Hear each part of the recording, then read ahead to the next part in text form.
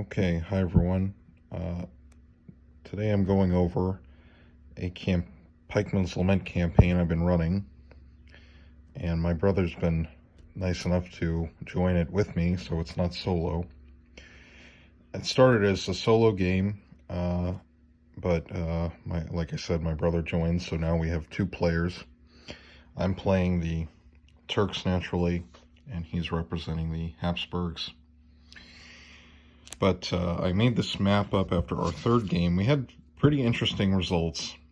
And this video I'm going to be talking about trying to make the experience a little richer and combining, some other features into the system. Now, Pikeman's Lament has, these are the rules if you don't know, has a campaign kind of system where your commander is a character and he starts with a certain number of honor, or basically experience points, and then you accumulate honor as you play games.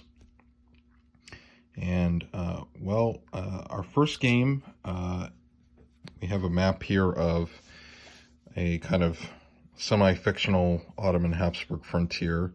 We have Kanisa, which was one of the Habsburg fortress cities, and we have Szeged, or Szegedin, which was controlled by the Ottomans at one point. So our first game, if we go to game 1, the Ottoman, or the Habsburg commander, who is this guy here, he's part of one of the units of shot. He decided to launch a raid into this Ottoman farm estate owned by a Spahi, or cavalryman. We called him Bektash Pasha. That's him with the mace. This was who we represented him with. And this is the game I played alone, or I think I played mostly alone, where the Ottomans had more elite troops, so they had one veteran shot, one elite gallopers, that would have been the cavalry, and one regular shot, against many more Habsburg troops of the same points. The Ottomans successfully repulsed them and moved to attack the Habsburg camp. That was the scenario we came up with, where the Habsburgs successfully repulsed the Ottomans. The Ottomans could not breach their defensive line and their outpost. Then the third engagement happened, where the both armies converged on this open area, and this was mostly a draw, but there were some Habsburg advantages. So they captured one of the Ottoman guns, very valuable, and also a focus issue here, and also the Ottoman commander was killed in battle. So our next planned game is this outpost battle here, where we're going to say that the Habsburgs plan to move to attack our new Ottoman command character, who will be our Janissary officer, and he will defend this outpost. We wanted to try and add some resources or something to make it more interesting, like trying to generate maybe some farms where certain farms give you certain resources, but there are some constraints with basically my miniatures collection, and also just the limitations to Pikeman's Lament as a system. What we did add is for generating armies. So for now, we're just trying something where to make the army compositions more dynamic, where we added something to do basically random points generation. Now, in Pikeman's Lament, the optimal or kind of basic company size, I think, is 24 points, and every unit is 4 points, I think, or thereabouts, and more if you give them certain upgrades. So for our fourth game, we decided to say, roll on 4 dice to see how many points you get.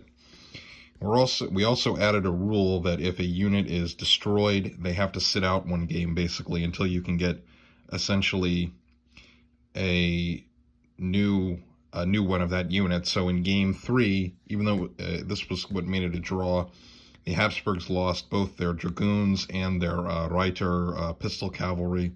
So we said that, okay, they have to go back to, they have to, send word back to the fortress at Canisa to get new cavalry, and that's going to take some time for them to ride basically the range to get to they won't be able to get to this engagement.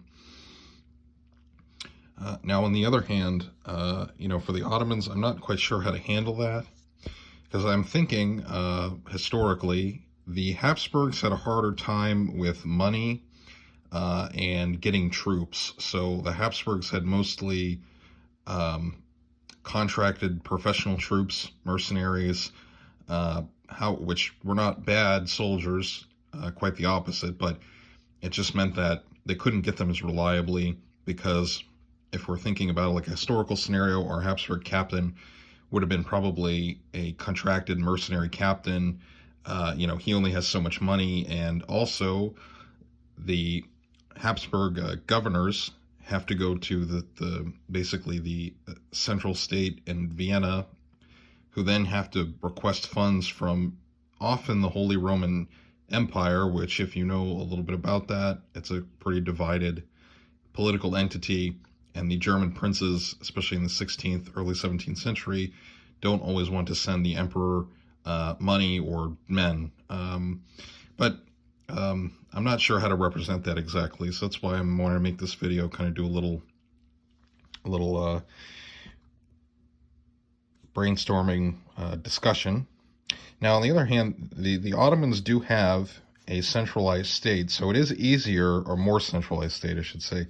So it was easier for them to get resources. However, the governors didn't always like each other, and there would often be really bitter rivalries about who can get troops when. So maybe thinking a little bit, I could come up with a mechanic to represent something like that, or I don't know.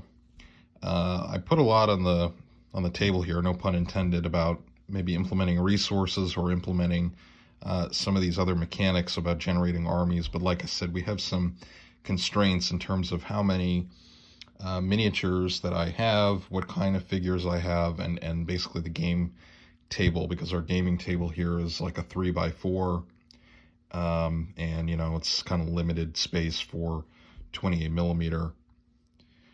So, but that's what we're playing so far. It was definitely interesting having our commander, our Ottoman commander, die in game 3.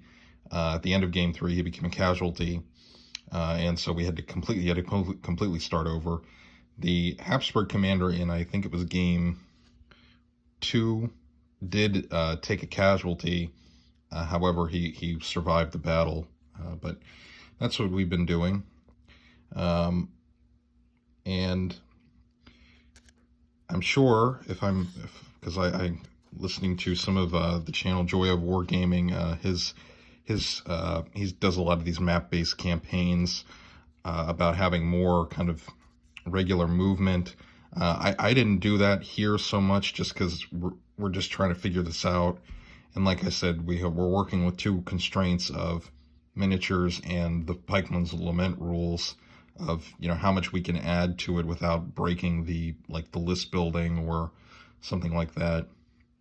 Another feature I wanted to implement, but I can't do, again, because I don't really have the appropriate figures, is to have some Hungarian troops, like in the campaign operational space, where we could have our Habsburg and Turkish commanders either roll off or do something where they could get a certain number of them per game as like a bonus unit or at reduced points cost,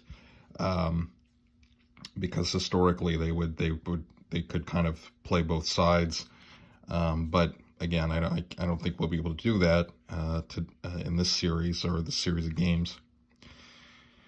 Okay, well, that's what I've been doing. I hope you thought this was interesting. Again, this is my first attempt at doing something like this on the channel, so if you have any suggestions, let me know.